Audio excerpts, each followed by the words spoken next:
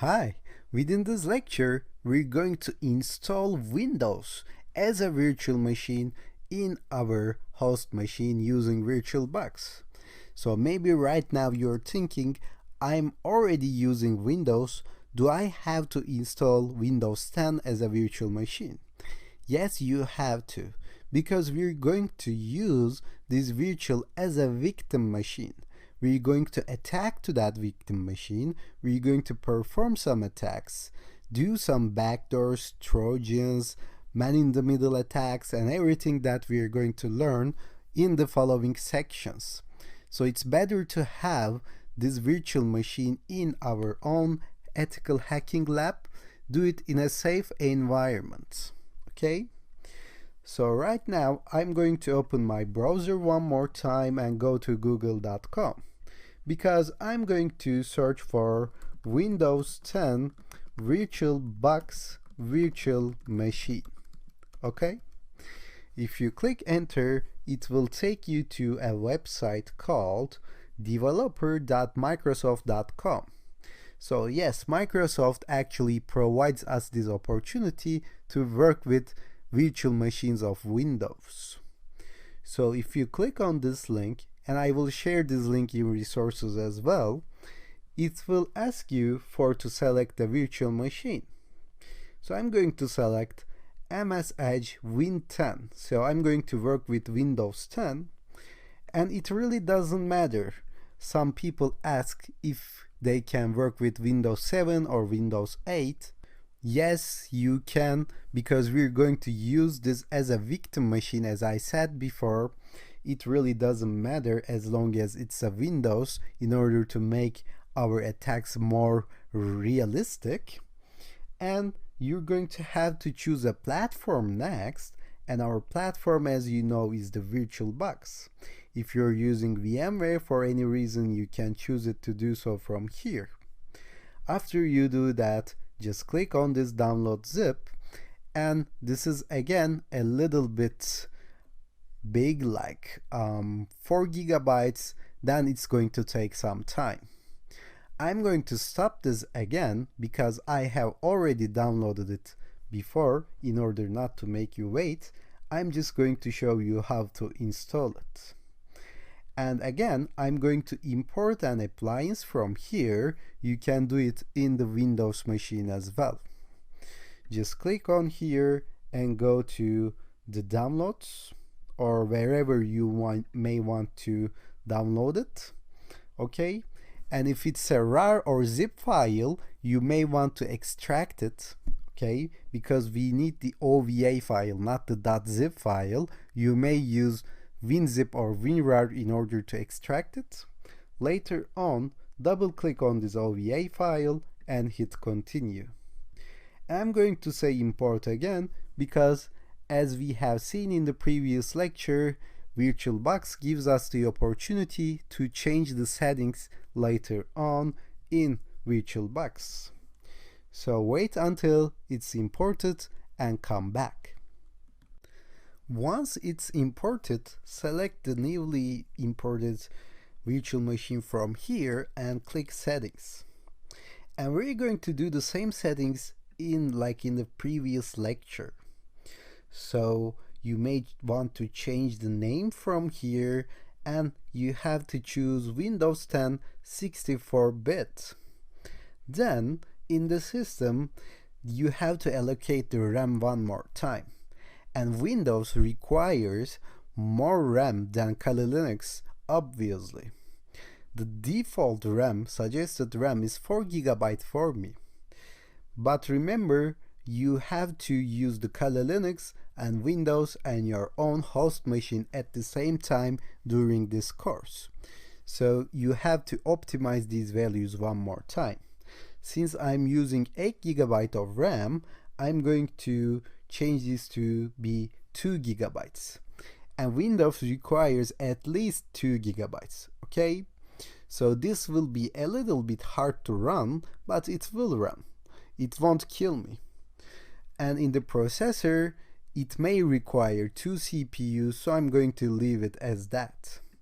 So if you allocate this and you see it's lagging, it's slow, it's very fast, I don't know. Then you can just come here, close the virtual machine, and just reallocate these settings from scratch. I'm going to go to display, so this is okay. I'm going to go to network. I'm going to choose the NAT network one more time. And I don't have any more thing to do in here. Oh, without forgetting, you have to select this advanced, and in here you have to go to promiscuous mode and say allow all. This will allow you to simulate network attacks very efficiently later on in the network section. Okay, we didn't do that in the Kali Linux section because I forgot it. Now you can say allow all to the promiscuous mode and say OK. Of course, now I can change this value from Kali Linux, go to Kali Linux and say settings, and go to network and say advanced, and for promiscuous mode say allow all. Later on, now we are ready to test this Windows. So click on start, it will open the Windows for you. And this would be a little laggy compared to the Kali Linux, as it requires more RAM, more CPUs, and this is a very hard operating system to run actually. And this is not efficient as Kali Linux. But we are going to use this Windows as a victim machine, so we are not going to work within Windows very much. So it is imperative for us to run this, but it is enough just to see it running, okay? And after it runs, it will show you a screen like this.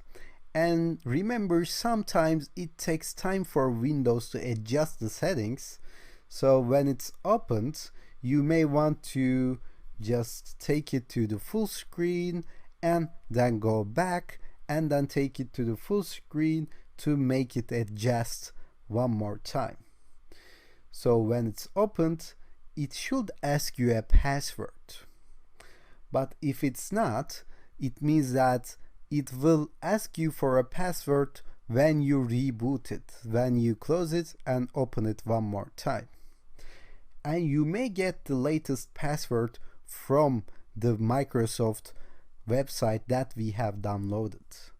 So let me see if I closed it. Yeah, I closed it. Let me go to history and open this developer.microsoft.com. As you can see, the current password is password with these letters. But you may want to check it from here because in time maybe they can change it.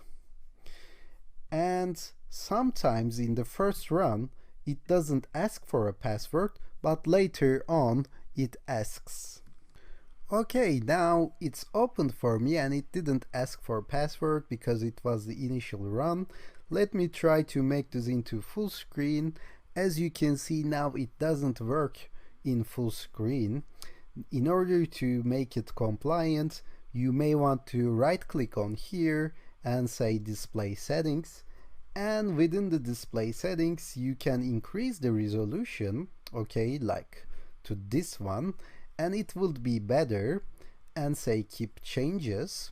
And later on, when you close this and reopen it again, it would be full screen, maximizing the whole screen, filling in the right and left blanks as well.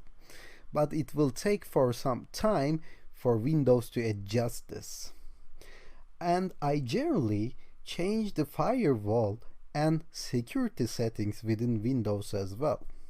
So let me show you how to do that.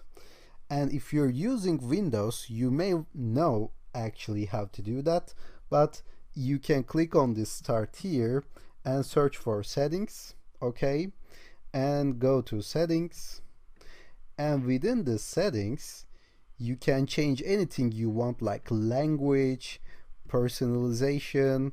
Like if you want to use it in another language, it's possible. You may want to change it to your native language. You may want to change the background and everything. But don't get too attached to these windows. As I said before, we're going to use this only as a victim machine. It really doesn't matter for us to actually using this Windows 10 or Windows 7 or Windows 8. And let me go to update and security, not game bar. And within this Windows update and security, I'm going to go to click on this Windows security, and here we have some virus and threat protection, we have some firewall and network protection and everything. When I do tests within my VirtualBox, I generally disable these firewalls. It may sound stupid for you, but it is wiser to disable this and see if your attacks actually work, and then reintroduce this, enable this, and see if they block your actual attack or not. So if you do that, you would know if firewall is blocking, if your attack is working or not. But if you don't do this, if you just leave it open, you wouldn't know if the problem is within your attack, or the firewall is blocking, or the Windows Defender is blocking, or antivirus is blocking. And don't worry, we're going to discuss how to bypass antivirus solutions and everything in our course as ethical hackers. But it is wise to just turn this off when you do tests and then reintroduce it.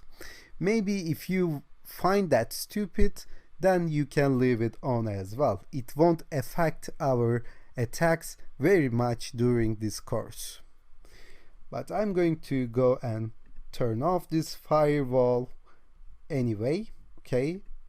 And you may want to just go to security here, and you may want to adjust this virus and threat protection as well.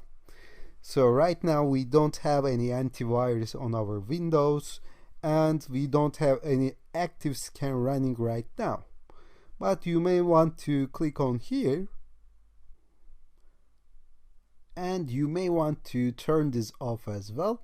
It wouldn't be too realistic since most of the users use this virus protection, but for test purposes it may be better. I'm just gonna leave this on in order not to raise any suspicion on your minds about this course, because we're going to learn so much useful information throughout the course, and it will work in too many scenarios. I don't want you to think this will work only if this is turned off or something.